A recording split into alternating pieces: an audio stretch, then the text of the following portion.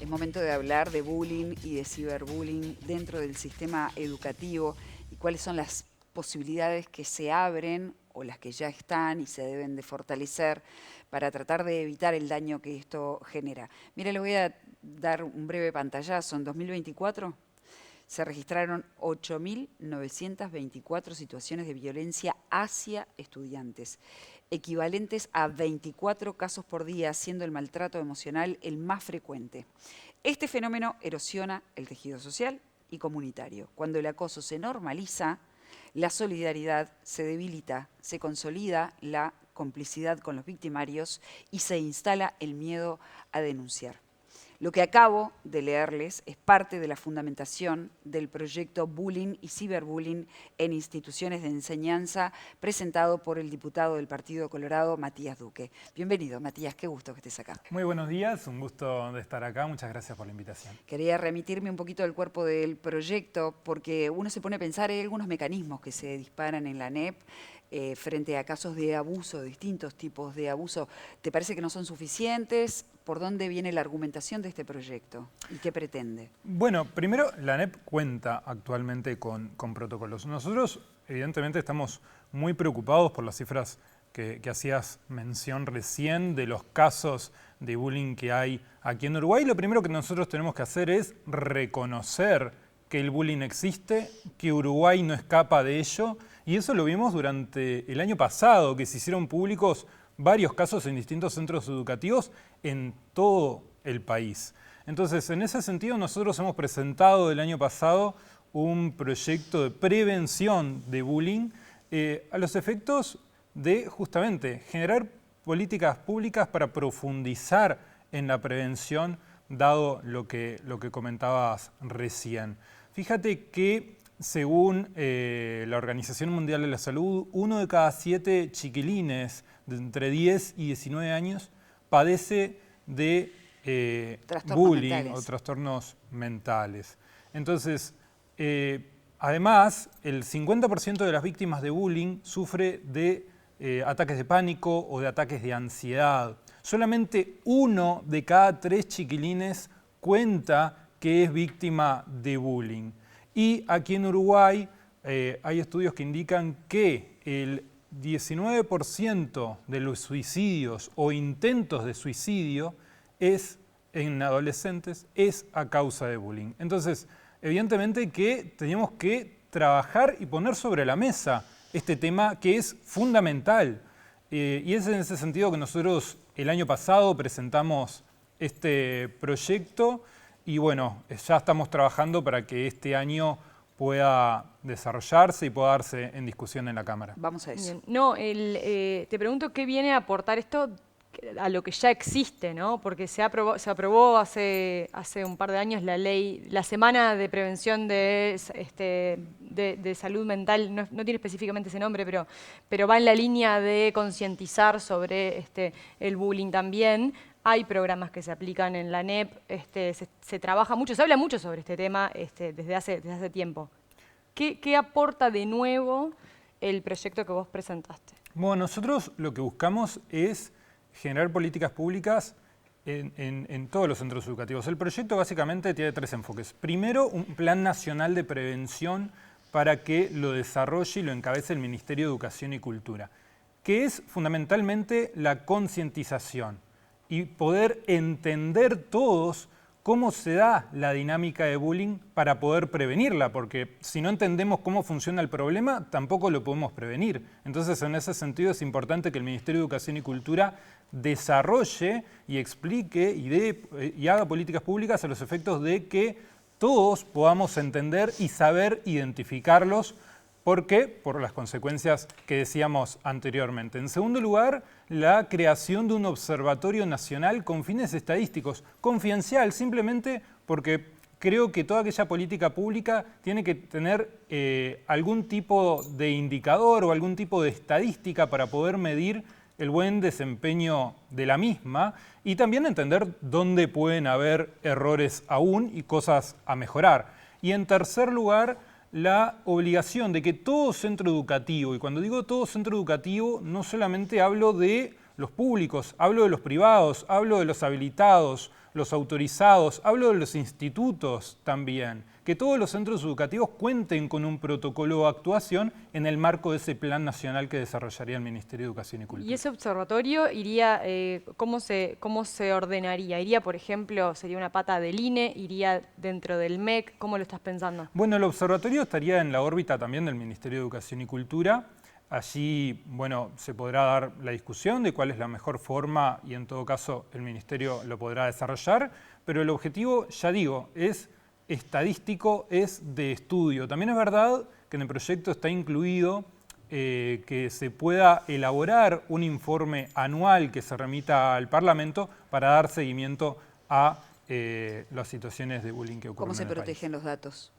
¿Cómo, perdón? ¿Cómo se protegen los datos? Bueno, eso justamente es un tema muy sensible que nos preocupa y nosotros justamente lo habíamos discutido mucho porque requiere de una confidencialidad y requiere de que todos los centros educativos también colaboren en ese sentido. El procedimiento en una primera instancia, que esto evidentemente se puede desarrollar y discutir en el transcurso de este tiempo, es que todo el ecosistema educativo, no solamente los alumnos, funcionarios, docentes y familias, haya un referente en el centro educativo, un referente sobre este tema en el cual se pueda informar y hacer las denuncias pertinentes y que este centro educativo después informe al Ministerio acerca de los casos que han ocurrido. Eso también requiere de sinceridad de todas las partes y de la confidencialidad de todas las partes que actuarán, pero bueno, eso tiene que estar evidentemente en el marco del decreto y el plan que pueda desarrollar el Ministerio. El presupuesto nacional, el último aprobado el año pasado, creó el programa de atención al acoso escolar y la convivencia. Fue una propuesta de la diputada de Cabildo Abierto, Silvana Pérez Bonavita, que el Frente Amplio llevó, que aceptó y terminó aprobándose dentro del marco del presupuesto. ¿Cómo ves esta medida que es nueva, que empezará a implementarse en el correr de este año o el año que viene? Bueno, lo vemos realmente con muy buenos ojos. De hecho, este proyecto que nosotros hemos presentado el año pasado no es el único sobre la temática. También hay un proyecto de la diputada Silvana Pérez Bonavita y también hay un proyecto presentado por la diputada Nidia Reich de Vamos Uruguay, en el que evidentemente tenemos muchas coincidencias y tenemos que trabajar juntos para que el proyecto de prevención del bullying se pueda concretar y se pueda aprobar. Esto que se aprobó en el presupuesto nacional el año pasado es un importante avance, pero también es verdad que tenemos que trabajar, y por eso motivo nosotros hemos presentado este proyecto, con un enfoque de prevención y de concientización. Tenemos que entender realmente cómo funciona la dinámica para poder identificarla. Tenemos que entender que hay un hostigador que dispara la dinámica, tenemos que entender que hay una víctima con las consecuencias que hablábamos anteriormente, pero también tenemos que entender que existe una serie de testigos, que esos testigos pueden ser activos o pasivos. Los testigos activos son los que se suman a la dinámica del hostigador, son los que practican lo que se le denomina, y la licenciada Giachero explica muy bien en su libro, el efecto mimético, que es justamente sumarse a la dinámica del hostigador, pero también están los testigos pasivos, que son los que miran, pero tampoco actúan, no hacen nada. Y justamente estos dos roles, el del testigo activo y pasivo, son fundamentales, porque el hostigador necesita de esos testigos para que se ejerza, evidentemente, la dinámica de bullying. Porque ahora, el fin es siempre aislar, es humillar a la víctima. Matías, sí. En el artículo 2 del proyecto de ley se habla de acoso educativo ejercido sistemáticamente donde existe asimetría de poder entre agresor y víctima. Mi pregunta es, ¿este proyecto tuyo deja por fuera el bullying entre pares? No, justamente es... ¿Y dónde estaría la asimetría? Justamente es entre compañeros la dinámica de bullying. ¿Y por qué hablas de asimetría? Quiero entender el concepto. Sí, sí. El bullying es toda aquella dinámica perversa sistemática y repetitiva en el tiempo que lo que busca es aislar y humillar a una víctima. Sí. Y esta dinámica se desarrolla entre pares, justamente. Si no, no sería bullying. Recordemos eso, porque bullying es siempre en el ámbito educativo, siempre en los centros de estudio. Pero ¿por qué decís asimetría de poder entre agresor y víctima? Bueno, porque justamente lo que pretende el hostigador es humillar y dejar de lado y posicionarse en el grupo, en la clase, con los compañeros, posicionarse mejor menoscabando a la víctima. Entonces, lo que pretende es esa asimetría de posicionamiento en el grupo. Lo que busca el hostigador justamente es eso, es posicionarse en el grupo ¿por qué? Y esto es importante. El hostigador dispara la dinámica de bullying una vez que identifica que la víctima puede ser, tiene secretos a proteger, tiene algún tipo de competencia o algo que podría poner en riesgo el rol del hostigador en el grupo y el posicionamiento del hostigador. Entonces, por eso decimos que es una dinámica perversa, porque es una dinámica para obtener poder en el grupo. ¿Y vos qué efecto crees que esto puede tener? Porque se habla mucho de esto, se habla mucho de la importancia de prevenir el bullying, se aplican en determinados contextos, pero en la práctica parecería ser que no tiene tanta llegada, o al menos se denota cuando pasa un caso extremo, ¿no? Yo recuerdo el caso de un adolescente, de un estudiante del Liceo Zorrilla que se suicidó hace algunos años y que se supo que vivía un contexto de bullying en el entorno del centro educativo. Y cuando se hablaba con esos estudiantes decían, sí, que ¿a dónde vas? ¿A quién le preguntas? ¿Quién es tú? ¿Dónde se denuncia? ¿Con quién se habla esto? Parece que los centros educativos a veces no tienen los mecanismos preventivos, sino que actúan sobre situaciones ya extremas. Es verdad, y por eso nosotros hablamos de un protocolo con un referente en la materia que esté en el centro educativo y de una campaña de prevención que todo centro educativo debería llevar en el marco del Plan Nacional de Prevención. Y es eso lo que hacíamos mención hace un rato. Todo aquel miembro del ecosistema educativo que encuentre algún tipo de situación que tenga características de bullying pueda hablarlo con el referente del centro educativo, pueda hablarlo con la dirección del centro educativo y tomar las medidas al respecto. ¿Ese referente sería un recurso humano externo?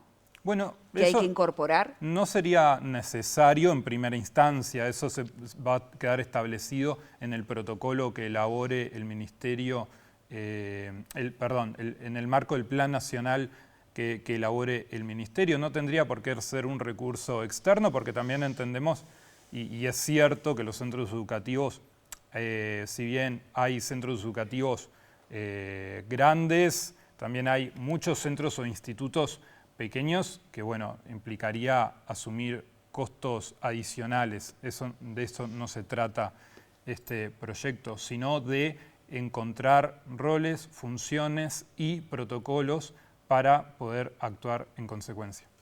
Te preguntaba sobre los efectos, ¿no? Cuando te decía, o sea, porque por el tiempo que llevan, ¿no? O sea, tú estás planteando una ley que se va a discutir, que posiblemente, si se aprueba, si todo sale como vos pretendés, se aprueba, después hay que reglamentarla. Y el efecto de esta propuesta se puede ver de acá a 10 años o no verse nunca.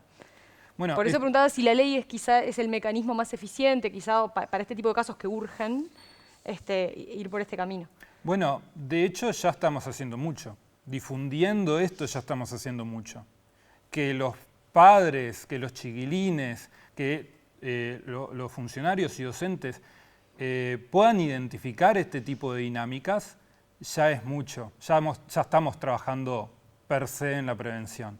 Entonces, evidentemente que, como decías, el proyecto puede tardar, pero también es verdad que nuestro objetivo es que este año se apruebe en diputados, que se pueda aprobar en el Senado lo más pronto posible, y para eso vamos a trabajar y vamos a trabajar incansablemente. Recordemos que estamos a días de que comiencen nuevamente las clases. Y lamentablemente hay que reconocerlo, hay muchos chiquilines que van a volver a encontrarse con este tipo de situaciones. Entonces, realmente es urgente y eso va a depender de la celeridad que le dé todo el sistema político con el que ya estamos hablando. Este proyecto, si bien lo presentamos nosotros, también es verdad que fue acompañado por la firma de 15 legisladores. Del Partido Colorado, o sea, de compañeros del partido, yo soy del espacio político de Unir para Crecer, también lo firmaron compañeros de Vamos Uruguay, también lo firmaron diputados del Partido Nacional y del Partido Independiente. También lo hemos hablado con otras bancadas que muestran interés en el tema. De modo que nosotros estamos trabajando para avanzar, porque realmente no podemos esperar más. Hay chiquilines que no pueden esperar más. Hablas de campañas de concientización dentro de los centros. ¿Qué tipo de campañas se podrían realizar? Bueno, charlas, capacitaciones, traer a profesionales que hablen de la materia. Eso es fundamental justamente para explicar, evidentemente mejor que yo, sobre esta dinámica, cómo funciona, cómo identificarla y cómo prevenirla. Y recomendarle justamente al ecosistema, a los distintos roles, a los funcionarios, a los docentes, a los padres, a los propios compañeros, qué es lo que deben hacer y también qué cosas no para prevenirla. El Partido Colorado estuvo al frente de la educación en la pasada administración. ¿Por qué esto no se avanzó en este sentido? Bueno, como decía anteriormente, la ANEP cuenta con un protocolo de actuación y, bueno, según tengo entendido, se hicieron acciones. Pero esto también, recordemos, no es solamente en el ámbito de la ANEP, es en todos los centros educativos, también los que están por fuera y también los institutos. ¿Entrarían, por ejemplo, los clubes deportivos? Bueno, comienzo bien las cosas en una primera instancia, es concretamente para los centros educativos, pero evidentemente que también puede llegar a ocurrir en los clubes deportivos. Entonces, podría llegar a darse la discusión para incorporarlo en el transcurso de este año en el proyecto o más adelante. Pero primero comencemos por aquella formación, si se quiere, formal y en cuanto a primaria, secundaria, etcétera, y también todos aquellos cursos que se imparten de forma particular, porque recordemos que esto, dinámica, no es que solamente ocurre en la escuela, ocurre en primaria, en secundaria, en educación terciaria y en los institutos. Matías, ¿cómo se integran las familias de los estudiantes en tu propuesta? ¿De qué manera ellos se convierten en un aliado para prevenir el bullying?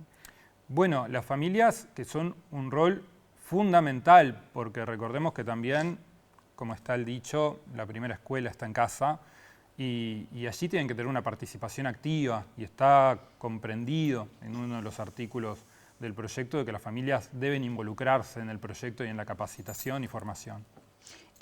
Matías, el proyecto habla de bullying y de ciberbullying. ¿Cómo hace para controlarse el ciberbullying cuando las fronteras de lo digital son globales y todavía no tenemos una normativa que apriete las clavijas ahí o que pueda ser vinculante? Eso es verdad porque además un momento en el que se visibilizó más fue durante la pandemia, porque allí el recurso que existía para comunicarse incluso entre compañeros eran las herramientas digitales, eran los grupos de WhatsApp.